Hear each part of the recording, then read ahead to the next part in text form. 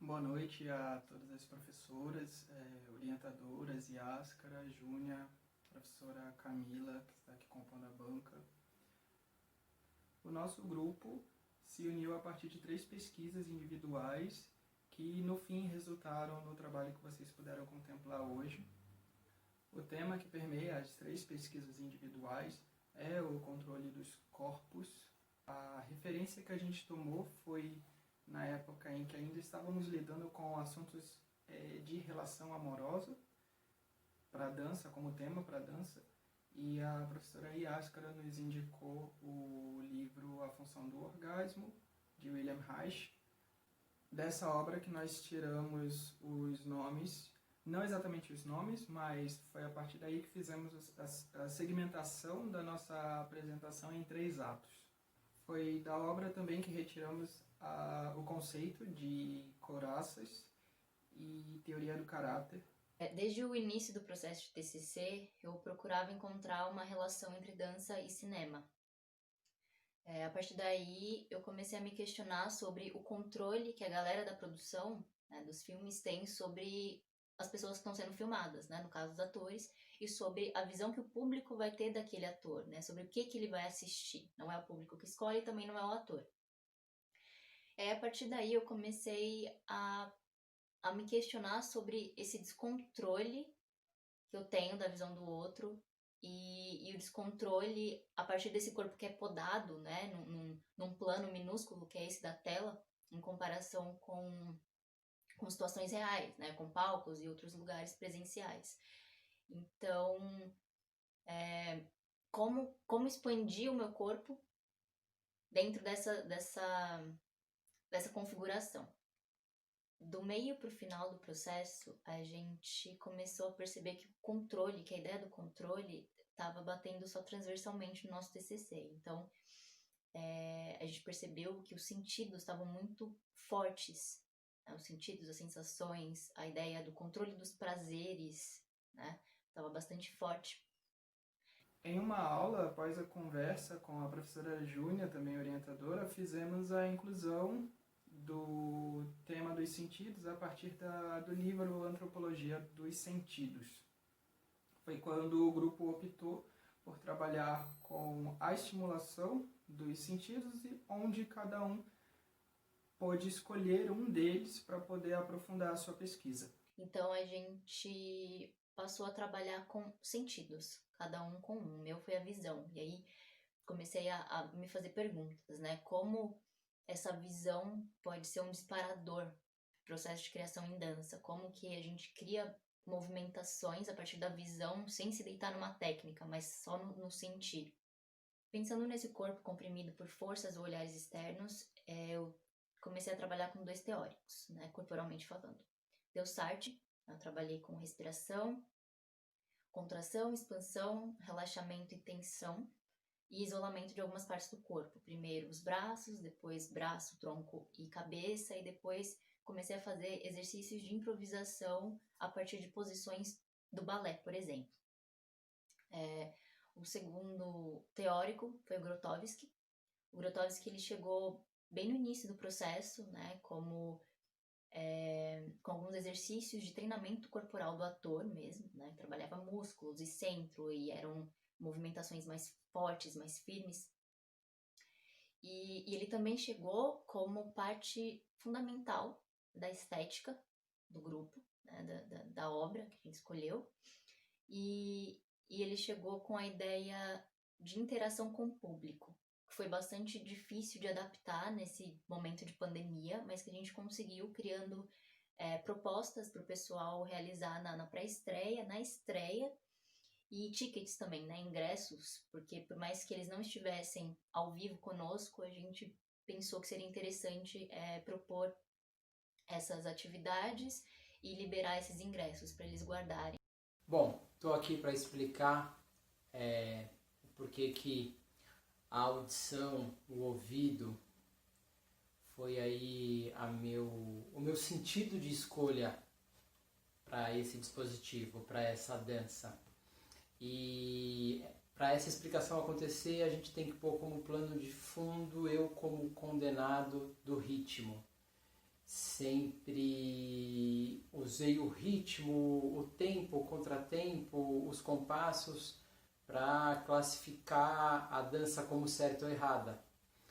Então, me propus a me libertar ou ainda se desfazer ou relaxar esse sentido. Então, me propus a desligar desse sentido através do ouvido, da audição e de outras partes, e com isso fazer uma dança sem o julgamento de certo ou errado.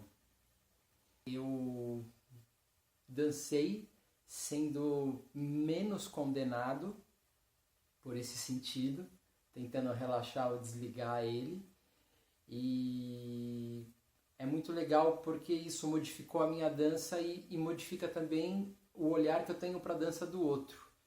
Uma vez que eu usava ritmo, andamento, que você percebe principalmente pela audição, como condição sine qua non para a dança de A ou B estar certa ou errada. E a gente sabe que tudo isso é uma falácia. O sentido pelo qual eu optei foi o paladar. Me senti instigado a conhecer mais esse meu sentido, pouco explorado, pouco observado. E quando o grupo tinha já essa definição dos 3 momentos de gravação, eu escolhi para cada um deles saborear algo que me desse prazer numa crescente. E antes de saborear, de degustar, eu fazia um ritual de limpeza, que foi tomar um banho, escovar os dentes, beber uma água, limpar o espaço com somente pano e água, a partir de uma técnica de oída, e então iniciar o processo de dança. Partindo da minha última pergunta norteadora, que se tratava como a partir de uma maior consciência corporal posso obter um dançar mais prazeroso e não controlado. Optei pelo termo não controlado em vez de descontrolado, pelo fato de que descontrolado poderia dar uma ideia de sem qualquer tipo de consciência, e não era o que eu estava procurando, o que eu estava pesquisando. Para isso, eu me apoiei nos estudos da técnica clausewitziana, fiz leitura e observação de alguns vídeos para entender os processos lúdico e de vetores, e assim incluí-los na pesquisa de corpo e na dança. A sonoplastia ou a não sonoplastia, o som ou o não som, tem muito a ver com a nossa obra, e me coube falar dele porque o meu sentido é o ouvido. Mas o som ou o não som, a nossa obra começa com um ruído, com um som muito característico de, depois que as pessoas ouvem ele, se faz silêncio. Então eu convido você a assistir nossa obra no silêncio, ou ainda com alguma das músicas que a gente está sugerindo na playlist. E quer alguma coisa melhor para incentivar a audição do que o barulho ensurdecedor do silêncio? Não tem. Para você brincar com esse sentido. Quanto à iluminação, ela foi trabalhada de forma bem simples com o que nós possuíamos. A gente utilizou uma quantidade de luminosidade para cada um dos 3 momentos da gravação.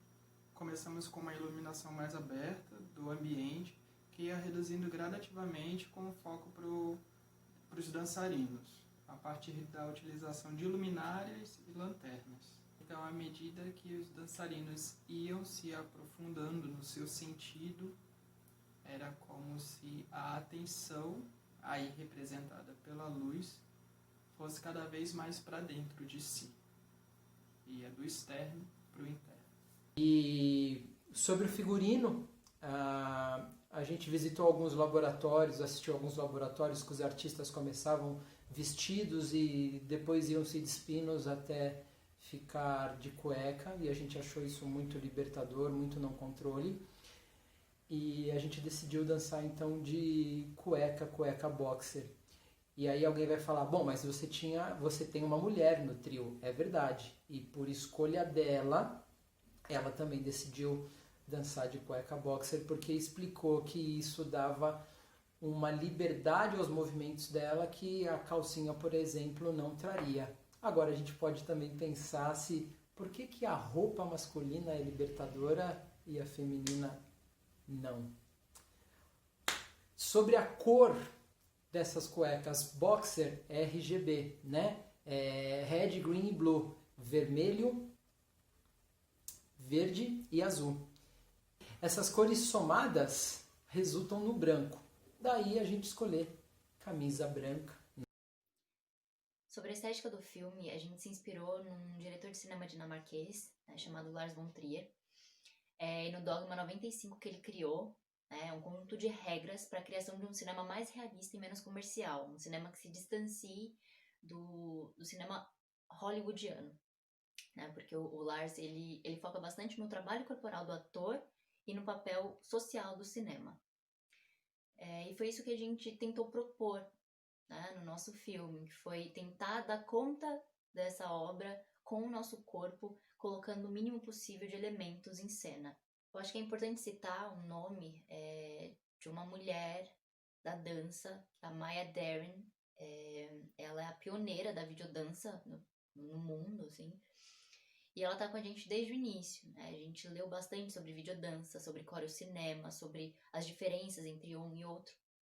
E ela nos ajuda a compreender que a câmera ela não entra na nossa obra como uma intrusa, como uma julgadora, mas como uma parceira de cena que dança junto com a gente.